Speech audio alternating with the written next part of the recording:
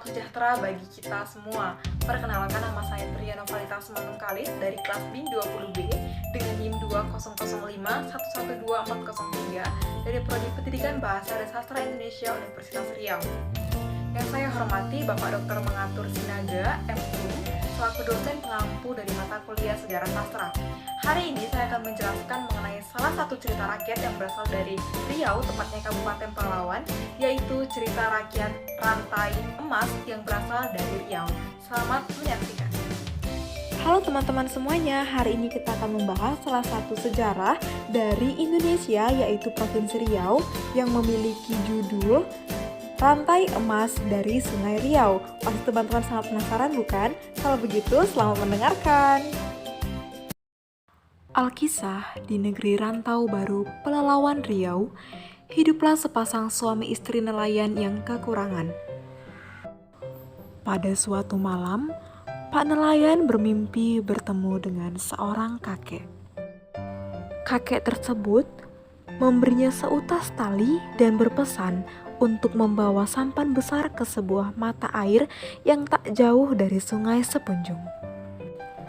Keesokan harinya, Pak nelayan berangkat menuju mata air seperti yang diceritakan dalam mimpinya. Setibanya di Sungai Sepunjung, ia duduk dalam sampannya menunggu sesuatu yang dijanjikan si kakek. Tiba-tiba ia dikejutkan oleh seutas tali yang muncul dari dalam mata air. Ia pun langsung menarik tali tersebut sekuat-kuatnya. Pak nelayan begitu kaget ketika melihat di ujung tali itu terdapat sebuah rantai emas yang sangat besar.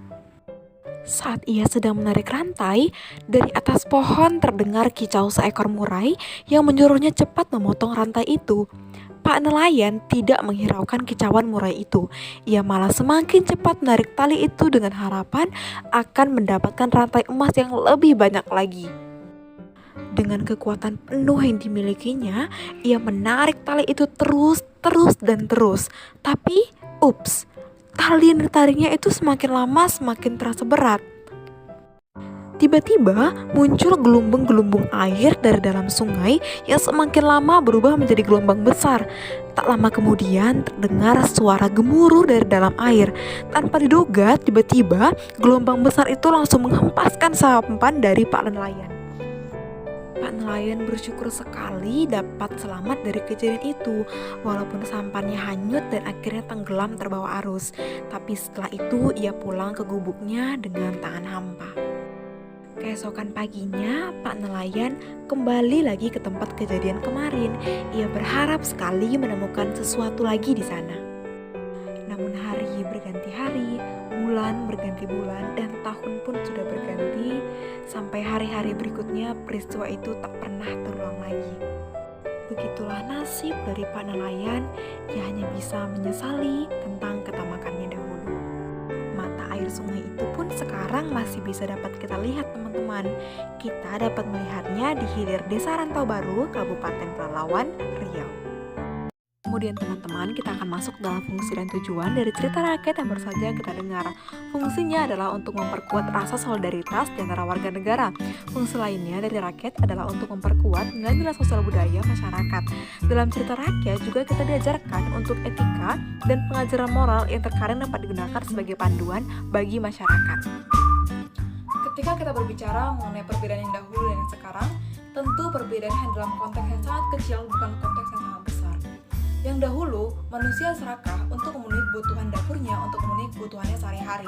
Berbeda dengan yang sekarang, manusia serakah untuk mengikuti gaya trennya, untuk mengikuti zamannya, dan lain sebagainya, dan sangat kompleks. Itu sebabnya perbedaan yang dahulu dan yang sekarang sama sekali tidak terlihat perbedaannya dan sangat kecil kemungkinan perbedaannya.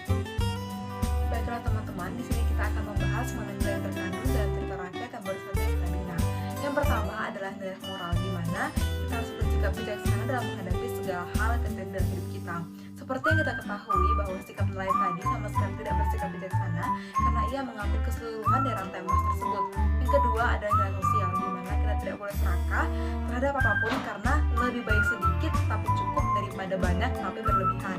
Yang ketiga adalah nilai religius, di mana janganlah kita mempercaya ramalan yang belum tentu tentang kebenarannya. Percayalah hanya kepada Tuhan Yang Maha Esa bahwa Dialah yang menentukan nasib baik dari manusia. Baiklah, akhir kata saya ucapkan terima kasih kepada teman-teman yang berpartisipasi dalam menyaksikan video ini, dan saya berpesan kepada semuanya agar kita nanti dapat mewariskan cerita-cerita sejarah seperti ini kepada generasi berikutnya, agar mereka dapat mengaplikasikan pesan moral dari setiap cerita-cerita sejarah yang ada dalam kehidupan masyarakat kita. Akhir kata saya ucapkan terima kasih kepada teman-teman. Saya mohon maaf apabila ada kesalahan. Sekian dari saya dan terima kasih.